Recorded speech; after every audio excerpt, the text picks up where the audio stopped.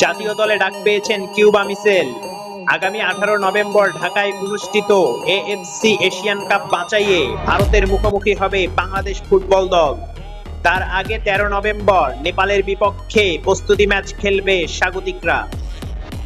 এই দুই ম্যাচের জন্য জাতীয় দলের স্কোয়াডে ডাক পেয়েছেন 19 বছর বয়সী মিডফিল্ডার কিউবা মিচেল। তার সঙ্গে ডাক পেয়েছেন ফর্টিস এফসির মোর্শেদ আলীও। 30 অক্টোবর থেকে শুরু হয়েছে জাতীয় দলের ক্যাম্প। 6 দিন পর বাফুফে ঘোষণা করে 27 জনের প্রাথমিক স্কোয়াড। আজ দুপুরে ক্যাম্পে যোগ দিয়েছেন মিচেল ও মোর্শেদ। দল সূত্রে জানা গেছে, ফরওয়ার্ড মোহাম্মদ ইব্রাহিম ও ডিফেন্ডার রহমত মিয়া কিছুদিন ধরে চোটে ভুগছেন। তাদের অবস্থার উন্নতি না হওয়ায় শেষ পর্যন্ত দল থেকে বাদ পড়েছেন।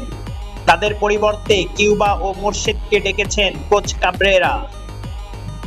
এই প্রথম বাংলাদেশের জার্সিতে খেলার সুযোগ পেয়েছেন কিউবা মিচেল। কিংসের হয়ে খেলা 19 বছর বয়সী এই মিডফিল্ডার ইংল্যান্ডের ক্লাব সান্ডারল্যান্ডের অনূর্ধ্ব-21 দলে খেলেছেন। এর আগে একই ক্লাবের অনূর্ধ্ব-18 দলের হয়ে 25 ম্যাচে অংশ নিয়েছিলেন। মিডফিল্ডারের 3টি পজিশন, ডিফেন্সিভ, সেন্টার ও অ্যাটাকিং, যে কোনো ভূমিকায় খেলতে পারেন কিউবা মিচেল। অনূর্ধ্ব-23 দলের দৃষ্টিকাড়া পারফরম্যান্সের পর জাতীয় দলে সুযোগ পেয়েছেন মোর্শেদ আলী। এর আগে এএফসির অনূর্ধ্ব-23 টুর্নামেন্টের বাছাই ক্যাম্পেও ছিলেন এই উইঙ্গার।